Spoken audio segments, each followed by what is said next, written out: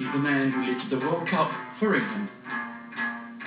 He's widely regarded as the finest defender this country has ever produced.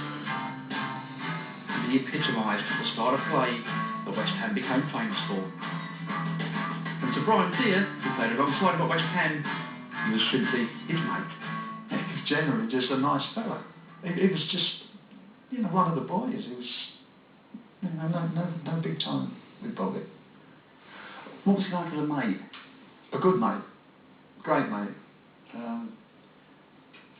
You went to a lot of places. If he was Bob's mate, you went to all the nice places. We used to go to, on Friday, we used to go to Smithfield Market, and he used to get a white coat on and stand in the butcher shop, serving people. And if you went out with Bob, and you'd go to, he knew the West End like a taxi driver. And he was welcomed everywhere. He behaved himself everywhere he went.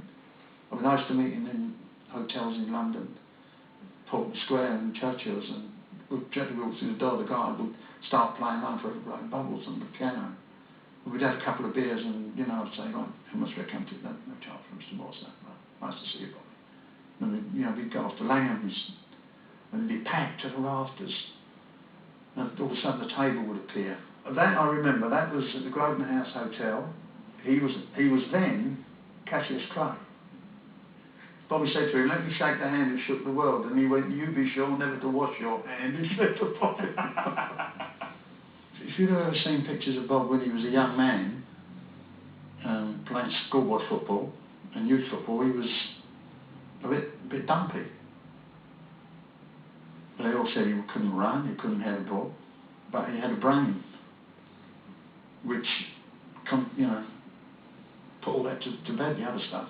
In 1964, Moore lifted the FA Cup, and a year later, Brian and Bobby played alongside each other as the Hammers won the Cup Winners' Cup final at Wembley. That was walking out to the stadium for the final. It's my favourite photo of Bobby. He just asked me if I was a bit nervous in the dressing room. I said, well, I'm not too bad. You know, I would never let anyone think I was nervous. He said, well, come out behind me. He said, you'll be all right. He said, and he said, at least you'll get your photo taken. So I kept doing that for the rest of the time. He just was that much strong in the country, didn't he? Yeah, well, he'd been there loads of times, and it was like going home. It was his home ground, wasn't it? And 1956 brought, well, the ultimate prize. The goals were really all about West Ham, the way we played, the near post header. Moore takes the kick, and Jeff has put England level. You know, at the end, when Bobby burst out of defence and the ball to Jeff made the run, which he made week in, week out for West Ham. England get the ball upfield, and Hurst goes through on his own.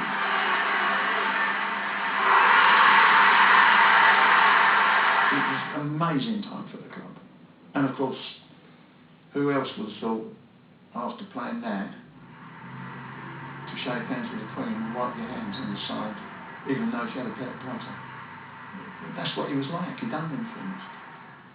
We had a game at West Ham one day where the referee got knocked out, and he bent down and got the whistle, blew the whistle and stopped the game. He was just, you know, he was just like that. He was quite funny. He was quite a funny fella, but dry. And he was just great to be around. I had great times with him. Great times. I had a friend who lived near my parents. I lived very close to the ground, and it was his 21st birthday, and we were going out one evening with the girls, and I said, Bob, I said, do you reckon we could pop round this garden? He said, yeah.